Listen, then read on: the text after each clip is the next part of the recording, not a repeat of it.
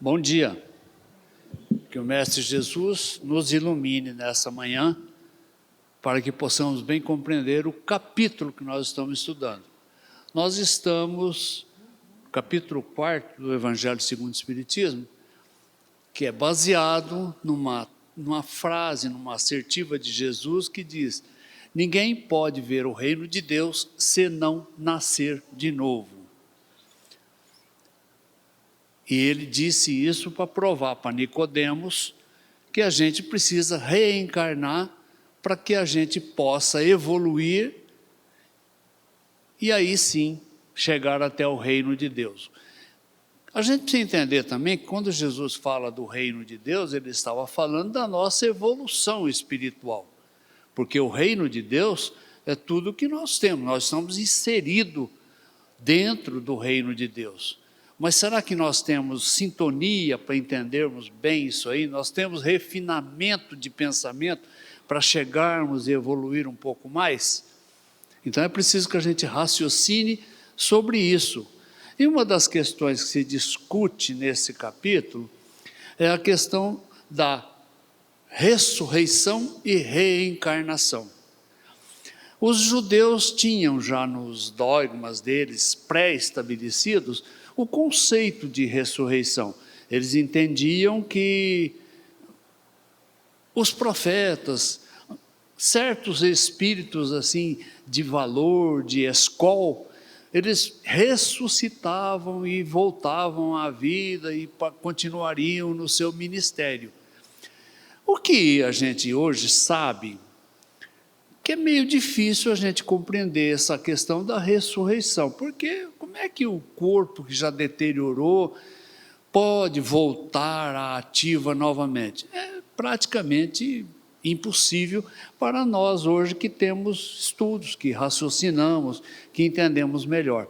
Então a gente precisa entender que os judeus, quando pensavam assim, é porque eles não tinham uma clareza de ideias da questão espiritual. Eles entendiam a vida muito materializada, tanto que os conceitos daquela época eram todos do aspecto material, se reportava à existência das pessoas de uma vida física.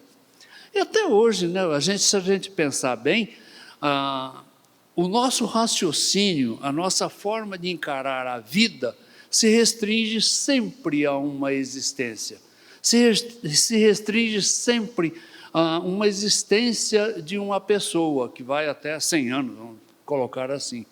E não passa nem pela nossa legislação, o nosso Código Civil, o nosso Código Penal, eles não cuidam daquela questão espiritual, que é a verdade que existe no mundo.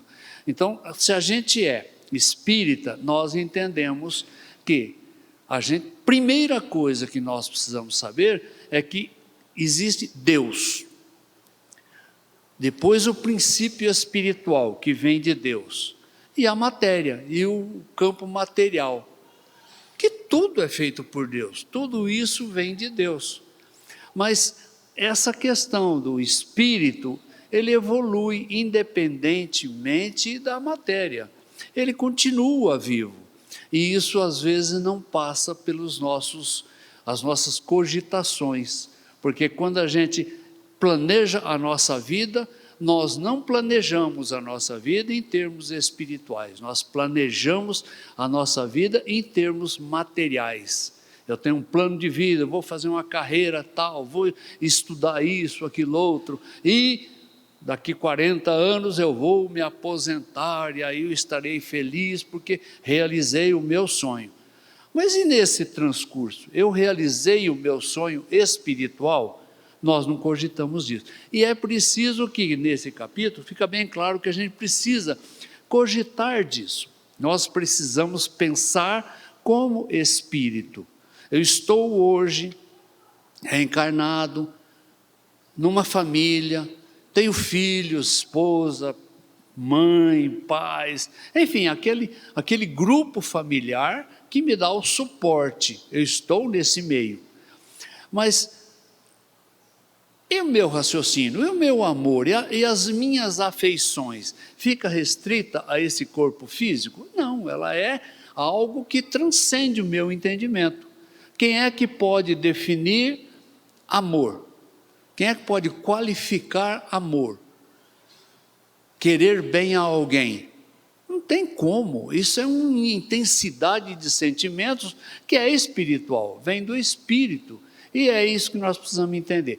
Mesmo estando reencarnado, eu tenho as experiências necessárias, eu tenho que administrar aquela vida que me foi proposta pela espiritualidade, eu tenho que criar os filhos que me foram confiados, mas também eu devo me preocupar com a evolução espiritual. Dentro dessa atividade física, eu devo fazer o possível para ser o melhor de mim mesmo.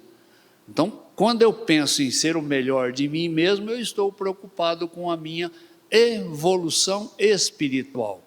Quando eu me preocupo com o ontem, eu faço uma comparação assim como Santo Agostinho fazia, e tem no Evangelho uma passagem dele, que ele explica como é que ele exercitava esse processo de aprimoramento espiritual. Ele todos os dias, ao final, antes de se deitar, ele fazia uma reflexão e rememorava todos os acontecimentos do dia.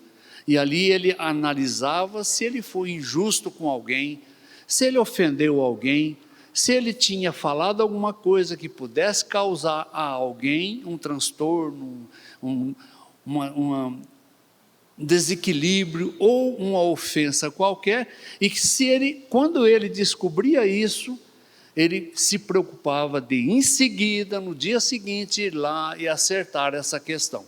Então veja que a receita de Santo Agostinho é o ideal para que nós então cuidemos da nossa evolução espiritual, porque a nossa evolução não é apenas material, ela é espiritual. Eu volto na minha próxima reencarnação, dependendo do grau de evolução, dependendo do aprimoramento moral que eu consegui nessa vida que eu experimentei durante 100 anos, vamos colocar aí. Depois é que eu vou saber, que eu vou ver se eu fiz algum progresso, se eu surtiu algum efeito, porque se eu ficar repetindo padrões e me preocupar apenas com o aspecto material, eu estou repetindo em reencarnações e mais reencarnações, sem fazer nenhum progresso. Não passa pela minha preocupação progredir moralmente, progredir espiritualmente. E é isso que nós precisamos levar em conta sempre. Aí vem aquela questão que muita gente fica preocupada em saber como funcionam os laços de família, os vínculos familiares no plano espiritual. Será que quando eu desencarnar, será que quando eu chegar lá eu vou encontrar das reencarnações anteriores que eu tive, além daquela mãe, daquele pai que eu tive nessa reencarnação, será que eu vou encontrar as demais mães, os demais pais e os demais filhos que por acaso me foram confiados em outras reencarnações? Eu posso até encontrar, eu vou encontrar, obviamente, se eu tiver uma ligação com eles muito profunda, mas já não é aquela sensação de pai e mãe, são espíritos que se afeiçoam e continuam o seu processo. No plano espiritual, eu tenho afeições sublimadas, superiores àquela questão que nós temos na Terra. O respeito que eu tenho pela minha mãe que está aqui presente. Não, e lá? O respeito que eu tenho pelos espíritos, que eu tenho afinidade, que eu tenho amor por eles, é igual. Então, é essa questão que a gente tem que pensar, e nós, como espíritas, entendemos isso com maior clareza. Eu digo que talvez quem não tenha a ideia da reencarnação, não tem essa clareza, não tem essa facilidade de raciocinar nesses termos. É por isso que a maioria das religiões fica tratando os fenômenos espirituais e a questão da aparição depois da crucificação de Jesus como um ato misterioso, reencarnação, um ato de milagres, e fica cultuando o milagre constantemente. Nós não precisamos disso, porque nós entendemos o mecanismo da reencarnação e o mecanismo das aparições dos espíritos. Nós entendemos disso. A literatura espírita é tão ampla para esclarecer isso, e nós precisamos, então, estudar para que a gente não fique vacilando constantemente. Eu estou dizendo isso porque, às vezes, a gente encontra em conversa com companheiros espíritas, eles ficam falando: na próxima reencarnação, eu não quero ser isso, eu não quero ser aquilo. Olha, será que a gente tem essa escolha aqui ainda? A gente teria essa escolha se a gente tivesse uma evolução suficiente para poder estabelecer o que eu quero na minha próxima encarnação. Mas se eu ainda estou em prova, se eu estou ainda num processo de evolução, de compreensão dos mecanismos do reino dos céus, eu não tenho essa escolha. Essa escolha, às vezes, é compulsória. Os espíritos que me ajudam, que me acompanham, eles estabelecem e me dizem, quando eu for reencarnar após o meu desencarne, me dizem como é que eu vou voltar na minha próxima reencarnação. Vou voltar. E é preciso que eu volte adequando todas as situações à minha necessidade. É por isso que nós, quando nos afeiçoamos à família, o grupo familiar, ele vai se ampliando. Ele vai se ampliando e nós geralmente voltamos no grupo familiar a que pertencemos, aquele grupo de espíritos que tem conosco uma afinidade, que tem conosco uns laços de amor, uns laços de afeição maior. E compromissos, esse grupo de espíritos às vezes tem conosco compromissos de evolução em conjunto. Então a gente precisa compreender que a família espiritual, ela amplia a cada momento que nós passamos, porque nós também ampliamos a nossa capacidade de amar à medida que nós vamos evoluindo. E lá no plano espiritual não se cogita mais dessa ligação material, essa ligação que a gente tem aqui dentro do nosso raciocínio dessa reencarnação, de minha mãe, minha mulher, meu filho. Não é meu, é o espírito que está comigo, trabalhando na evolução espiritual e às vezes até me ajudando na minha evolução espiritual. É preciso que eu entenda isso. É por isso que a gente tem um preceito da doutrina espírita que: espíritas, amai-vos e instruí-vos. É preciso que a gente se instrua para que a gente evolua. Senão, nós vamos repetir padrões por muitas reencarnações. É preciso que eu me instrua, entenda o mecanismo e que eu haja de acordo com esse mecanismo de evolução espiritual. Então, os laços de famílias não tem perigo de continuar e achar 15 mães lá no plano espiritual, 15 pais, porque são espíritos amigos. Às vezes, numa reencarnação seguinte, aquela minha mãe vem como minha filha. É a evolução e é os eventos de acordo com as necessidades de cada um. Mas é difícil a gente falar isso para quem não raciocina dessa forma. Por isso que a gente, ao colocar esses temas, a gente sempre convida ao estudo e à mudança de paradigma. A gente tem que mudar os paradigmas. Eu tenho que pensar, não como um homem comum, da reencarnação, dessa existência. Não, eu tenho que raciocinar como espírito que sou. Eu sou o espírito. Por acaso eu estou aqui hoje reencarnado, e eu estou falando aqui, é o espírito que está falando. A inteligência está aqui dentro, vem é meu espírito que está se manifestando. Através do corpo físico eu estou reencarnado. A hora que eu desencarnar, eu vou me manifestar também como espírito, no plano espiritual. Nós temos tantas experiências de trabalhos mediúnicos, onde repetem ali comunicações de amigos espirituais, de filhos, de mães, que vêm e as pessoas identificam pela forma de falar, pelos pensamentos, pela tendência que esses espíritos comunicantes têm, e identificam eles como um filho, ou pai, ou mãe, ou um espírito bom que está nos orientando. Nós temos já essas experiências, mas a gente entende elas, a gente raciocina como espírito, a gente entende a vida como uma coisa constante, perene. A gente não entende. Então a gente precisa tratar de entender isso, porque aí eu vou exatamente compreender o que é que Jesus falou para Nicodemos. É preciso nascer de novo para ver o reino de Deus, porque o reino de Deus é esse reino de pureza, de elevação, sublime, a sublimação das coisas. Esse é o reino de Deus. Se eu pensar no reino de Deus como alguma coisa aqui da terra somente, eu fico preso aos milagres, aquilo que as religiões pregam. Mas nós não somos das religiões comuns, nós somos espíritas, e o espírita raciocina um pouquinho mais. O espírita tem aquela fé, mas não é uma fé cega, uma fé de pertencimento ao grupamento religioso, não. É uma fé que eu entendo o que está me acontecendo.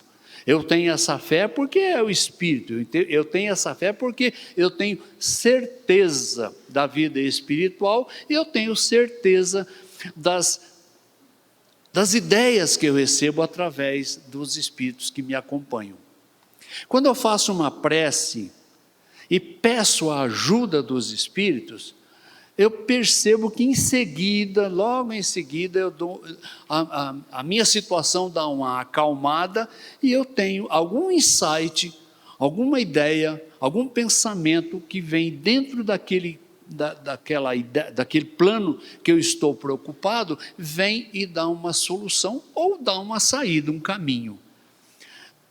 A gente experimenta isso. Como é que eu no exame vestibular, por exemplo, estou lá numa dúvida com uma determinada questão. A hora que eu me concentro, faço uma prece e peço, logo aquela questão vem. Se eu não estudei o suficiente, é claro que ela não está aqui preparada para que eu responda. Mas se eu estudei o suficiente, ela aclara, e aí eu posso responder. A gente precisa entender isso para que a gente passe a entender a vida espiritual. É essa vida espiritual que nós estamos fazendo o possível para a gente assimilar de agora nessa experiência reencarnatória. Se a gente ficar pensando, como muitos pensam, que a morte termina com tudo, quando eu morrer, eu já não tenho mais esse contato, e eu não tenho mais o contato com a minha mãe, com os meus afins, os meus espíritos amigos. Aí fica muito triste, fica uma coisa materializada, é o que a maioria das pessoas pensam. E quando fica essa coisa materializada, que não concebe a existência espiritual, começa aquela questão de aceitar o milagre, o sobrenatural, as coisas que acontecem que eu explique. Não, o espírita tem que explicar tudo, porque tudo tem uma lógica. Eu preciso trabalhar com a lógica para que eu entenda tudo isso. E a hora que eu entendo a lógica, aí sim eu posso exercitar aquele raciocínio cartesiano, Descartes. Descartes, penso, logo existo. Se eu penso, é o mecanismo do espírito que está pensando. Não é o meu cérebro que está aqui funcionando, não. É um mecanismo que eu tenho para que isso se manifeste. Então, quando eu tenho uma fé raciocinada, raciocínio vem de Descartes, da razão. Quando eu penso isso, eu vou lá buscar, a minha fé se aprimora. Aí não é mais apenas uma fé comum de pertencimento, não. É uma certeza de que eu, na minha família, estou amparado espiritualmente e os espíritos familiares, os que me antecederam naquele grupamento familiar, estão ali a nos ajudar constantemente. É só nós termos respeito por eles, orarmos em benefício deles e pedir deles a intercessão, eles vêm e dão as ideias. Dão as ideias que a gente não sabe de onde veio, mas que eles dão. Então é esse o detalhe importante para que nós compreendamos o reino de Deus. O reino de Deus é exatamente isso. E Jesus deixou isso bem claro quando ocorreu aquela transfiguração no Monte Tabor, em que Jesus fica todo transcendente, todo iluminado, todo resplandecente, e os discípulos viram aquilo, os 3 que estavam com ele viram aquilo, e Jesus em prece, veja que Jesus, aquele espírito superior, né, em prece ele se liga a Deus, ele se liga ao plano espiritual diretamente, e isso apareceu para os seus discípulos, e eles tiveram a oportunidade de ver nesse momento, ao lado de Jesus, em oração, Moisés e Elias. Eles tiveram a oportunidade de ver isso aí, visualizar esses espíritos presentes. E aí um deles faz uma pergunta para Jesus. Mas não é necessário que venha Elias primeiro, para que depois viesse o Filho do Homem, ou Jesus? Aí Jesus responde com uma clareza sibilina, uma coisa fantástica. Ele fala, Elias, na verdade, já veio, e fizeram dele o que bem entenderam. Os discípulos, você vê, os discípulos mais simples, mais distantes dessa elevação espiritual, mas os discípulos entenderam que Jesus estava se referindo a João Batista. João Batista veio, era falante, era peremptório nas suas assertivas, tanto que ele foi degolado por causa exatamente disso. Tal como era Elias, lá anos, 700 anos antes, aquele profeta, aquele que vinha e fazia da mesma forma, exigindo que as pessoas se modificassem. João Batista repetia exatamente, porque é o mesmo Espírito. Os discípulos entenderam, e nós às vezes ficamos aí questionando e achando que é o maravilhoso, que é isso, que é isso. Mas gente, vamos parar com isso, vamos estudar um pouco mais. É preciso que nós entendamos, para que então o reino de Deus fique mais claro para nós. Que o Mestre Jesus nos ajude nessa tarefa de esclarecimento espiritual.